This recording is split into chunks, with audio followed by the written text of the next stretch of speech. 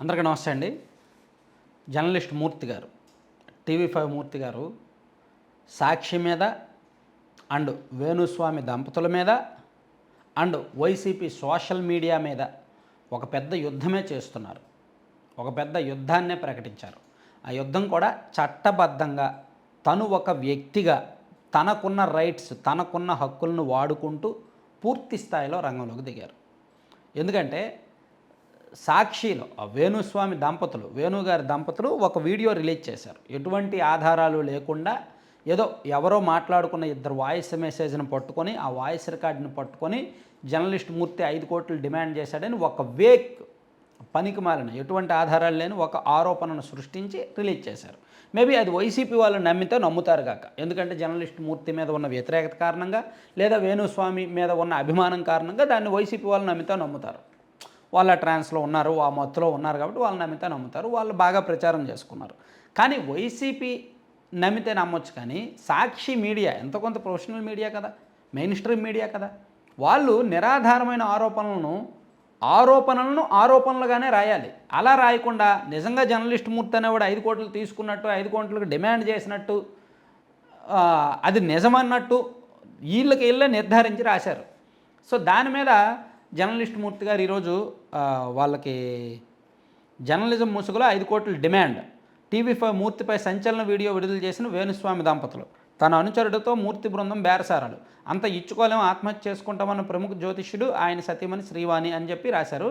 Journalism ముసుగులో 5 కోట్లు demand అనే హెడ్డింగే తప్పు. ఇక్కడ ఒక పిచ్చి ప్రూఫ్ ఒకటి తీసుకొచ్చి దాన్నే ఆధారం అని చెప్తే, సో జర్నలిస్టుల మీద వచ్చిన ఆరోపణలు ఎలా ఉంటాయనే బేసిక్ కామన్ సెన్స్ సాక్షికి తెలుసు కదా, వాళ్ళు కూడా అదే దానిలోనే ఉన్నారు కదా, ఆవృత్తిలోనే ఉన్నారు కదా. సో వీళ్ళు ఆ హెడ్డింగ్ పెట్టడం తప్పు.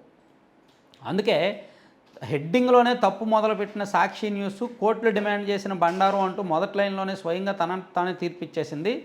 ఎవరో వ్యక్తి వీణావాణితో మాట్లాడాడట, అదొక బూతు అని చెప్పి ప్రెస్ కౌన్సిల్ ఆఫ్ ఇండియాకి కూడా ఫిర్యాదు చేస్తున్నాను. అంటే సాక్షిలో వచ్చిన వార్త మీద ప్రెస్ కౌన్సిల్ ఆఫ్ ఇండియాకి ఫిర్యాదు చేయడం, అలాగే వ్యక్తిగతంగా తన సాక్షి మీడియా మీద డెఫమేషన్, పరువు నష్టం దావా కేసు వేయడం, అలాగే ఈ ఆరోపణలు చేసిన వేణుస్వామి అండ్ అతని భార్య మీద కూడా కేసు వేయడం, ఇవన్నీ కూడా చేస్తున్నారన్నమాట. అంటే ఢిల్లీ లెవెల్లో ప్రెస్ కౌన్సిల్ ఆఫ్ ఇండియాకు ఫిర్యాదు చేయడం కానీ, డెఫమేషన్ కేసు ఇవన్నీ ఢిల్లీ స్థాయిలో జరుగుతున్నాయి. అలాగే ఆయన ఆ రోజు నెక్స్ట్ డే అనుకుంటా అక్కడ సైబర్ క్రైమ్కి కూడా కంప్లైంట్ ఇచ్చారు. అలాగే జూబ్లీ హిల్స్ పోలీస్ స్టేషన్లో కూడా కంప్లైంట్ ఇచ్చారు. నా మీద వచ్చిన ఆరోపణలు నిజమో కాదో తేల్చండి, నా పేరు చెప్పుకొని ఎవరో 2 వాయిస్ మెసేజ్లు ఉన్నాయి, ఆ వాయిస్ మెసేజ్లు ఎవరివి, ఇవన్నీ కూడా కంప్లైంట్ ఇచ్చారు. దీంతోపాటు వీణా శ్రీవాణి గారు వాళ్ళకు ఒక ఫామ్ హౌస్లో ఏదో వీడియో రికార్డ్ చేశారు. ఆ ఫామ్ హౌస్లో వీడియో రికార్డ్ చేశారు, అదేమో కోట్ల విలువ చేస్తుంది, వీళ్ళకి అంత ఎక్కడ ఉంది. సో దీని మీద కూడా ఈడీ అండ్ సిబిఐ వాళ్ళు దృష్టి పెట్టాలి, ఇక్కడ ఏం జరుగుతుంది అనేది చూడాలని చెప్పి, అంటే ఓవరాల్గా మూర్తి గారు ఈ విషయాన్ని ఇక్కడితో వదిలేయలేరు, వదలరు కూడా. ఎవరు మాత్రం ఎందుకు వదులుతారు? ఇప్పుడు ఆయన మీద ఒక గుడ్డ కాల్చి ఆయన మొహం మీద వేసేస్తే మీరే తుడుచుకోండి అంటే ఎందుకు ఆయన వదులుతాడు? ఎందుకు అంతంత మాటలు ఎందుకు పడాలి?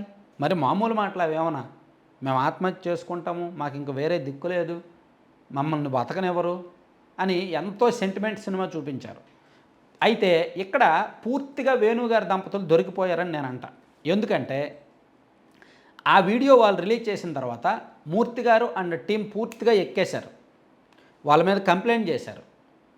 యాక్చువల్లీ వేణుగారి దంపతులే కంప్లైంట్ చేయాలి, ఇదిగో మమ్మల్ని పలానా వ్యక్తి 5 కోట్లు డిమాండ్ చేస్తున్నాడు, మా దగ్గర ఈ ఆధారాలు ఉన్నాయి, ఆ జర్నలిస్ట్ మీద చట్టపరంగా చర్యలు తీసుకోండి అని చెప్పి వీళ్ళు వెళ్ళి ఫిర్యాదు చేయాలి, అది నిజమైతే.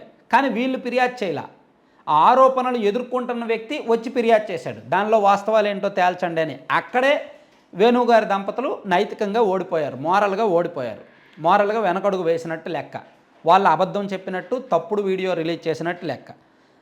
సో తర్వాత ఆయన ఇంకో 2 రోజులు దాని మీద డిబేట్ చేశాడు, తనకున్న ఆధారాలు చెప్పాడు, ఇవన్నీ చెప్పుకొచ్చినప్పుడు వీళ్ళు మళ్ళీ దాని మీద మాట్లాడాల. మా దగ్గర ఆధారాలు ఉన్నాయి, సాక్ష్యాలు ఉన్నాయి, ఇంకా ఎక్కువ ఉన్నాయి అని చెప్పిన వాళ్ళు మళ్ళీ ఆ విషయంలో మాట్లాడలేదు. అంటే ప్యూర్లీ వీళ్ళు అది ఒక తప్పుడు ఆరోపణ చేశారన్నట్టు ఒప్పుకున్నట్టే. అయితే వీళ్ళకి ఏకైక సపోర్ట్ ఏంటంటే వైసీపీ. అక్కడ వైసీపీ వాళ్ళైనా కొంచెం ఆలోచించాలి. వేణుస్వామి ఏమి వైసీపీలో అంతర్భాగం కాదు, ఆయన చెప్పిన జాతకాలు ఏమో నిజమవ్వట్ల, మేబీ 1, 2 నిజమవుతాయి కాక కొన్ని చాలా వరకు అబద్ధాలు అయ్యాయి, చాలా వరకు ఆయన చెప్పినవి జరగలేదు. సో ఆయన చెప్పిన 100% జరిగినా అట్లీస్ట్ 90% జరిగినా అతన్ని నెత్తి మీద పెట్టుకోవచ్చు. కానీ అతను వైసీపీని నిలువుగా ముంచేశాడు. జగన్మోహన్ రెడ్డి ఖచ్చితంగా గెలుస్తారని చెప్పడం అదొక పెద్ద బూతు. జరగలేదు. అతను నమ్మి ఎంతోమంది బెట్టింగ్లు వేశారు. అతను నమ్మి ఎంతోమంది ఎమ్మెల్యేలు వెళ్ళి పూజలు చేశారు. లక్షలకు లక్షలు ఫీజులు ఇచ్చుకున్నారు.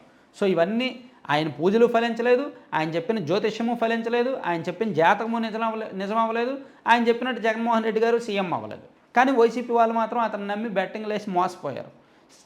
కానీ ఇంకా అతనికే సపోర్ట్ చేస్తున్నారు. అతను చెప్పింది నిజమైతే సపోర్ట్ చేయొచ్చు, కానీ అతను చెప్పింది అబద్ధమైన సపోర్ట్ చేస్తున్నారంటే కారణం ఏంటంటే అతను జగన్మోహన్ రెడ్డి సీఎం అవుతాడన్నారు. ఆ ఒక్కటే వాళ్ళు పట్టుకున్నారు తప్ప అరే అవ్వలేదు కదా, ఆయన చెప్పింది జరగలేదు కదా అని మాత్రం వాళ్ళు ఆలోచించలేకపోతున్నారు. వైసీపీ వాళ్ళతో అదే సమస్య. వైసీపీలో ఉన్న కొంతమందితో అదే సమస్య, అందరితో కాదు, కొంతమందితో అదే సమస్య.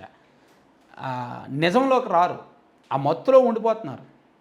వేణుస్వామి అనే వ్యక్తి చెప్పింది నిజమైతే అతన్ని ఆరాధించవచ్చు, అభిమానించవచ్చు, నెత్తిన పెట్టుకోవచ్చు, సపోర్ట్ చేయొచ్చు.